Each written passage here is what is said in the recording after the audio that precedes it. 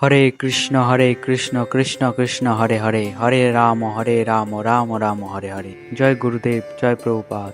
হরে কৃষ্ণ। সুপ্রিয় গৌর ভক্তবৃন্দগণ, আপনাদের সকলকে স্বাগত জানাচ্ছি এই ভক্তি কথামৃত ইউটিউব চ্যানেলে। কেমন আছেন আপনারা? আশা করছি সবাই ভগবানের কৃপায় ভালোই আছেন।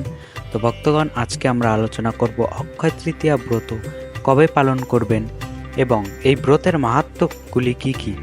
তাই আপনারা যারা এই ভক্তি কথামৃত ইউটিউব চ্যানেলে নতুন এসেছেন তারা অবশ্যই এই চ্যানেলটিকে সাবস্ক্রাইব করে দেবেন এবং পাশে থাকা বেল আইকনটি ক্লিক করে দেবেন, যাতে আমাদের চ্যানেলের ভক্তি কথামৃত ভিডিওগুলি সবার আগে আপনাদের কাছে গিয়ে পৌঁছায়।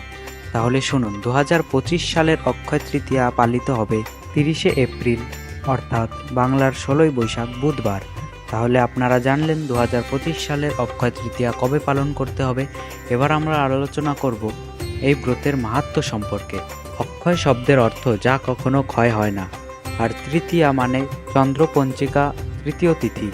বৈশাখ মাসের শুক্লপক্ষের তৃতীয়া তিথিতে উদযাপিত এই দিনটি গুরুত্বপূর্ণ ও শুভ বলে গণ্য করা হয়।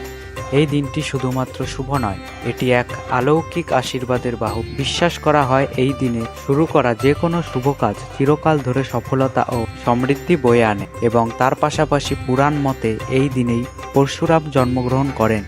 ভগবান শ্রীকৃষ্ণ তার বন্ধুকে অক্ষয় পাত্র উপহার দেন, যাতে চিরকাল খাবার শেষ না হয়। আবার এই দিনই দ্রৌপদী পেয়েছিলেন সেই পাত্র যেটা মহাভারতের পাণ্ডবদের দুর্দিনেতে সাহায্য করেছিল, এবং এই দিনে মহর্ষি বেদব্যাস এই দিনে মহাভারতের রচনা শুরু করেছিলেন। তার পাশাপাশি দেবী গঙ্গা এই দিনে স্বর্গ থেকে মর্তে অবতীর্ণ হন, তাই এই দিনে গঙ্গা স্নানকে পুণ্যদায়িনী হিসাবে গণ্য করা হয়। এবং এই দিনে অর্থাৎ অক্ষয় তৃতীয়ার দিনটিতে বিয়ে, উপনয়ন, অন্নপ্রাশন, গৃহপ্রবেশ ইত্যাদি শুভ কাজের জন্য বিশেষভাবে উপযুক্ত। এই দিনে করা কোনো শুভ কাজের ফল চিরস্থায়ী ও অক্ষয় হয় বলে বিশ্বাস করা হয়। এই অক্ষয় তৃতীয়া ব্রতের অনেক গুরুত্বপূর্ণ মাহাত্ম্য রয়েছে, তাই সকলে এই দিনে ভগবানের নাম গুণগান করবেন, তাহলে সেই ফল অক্ষয় হয়ে থাকবে। তাহলে ভক্তগণ, আপনাদের ভিডিওটি কেমন লাগলো সেটা কমেন্ট করে দেবেন।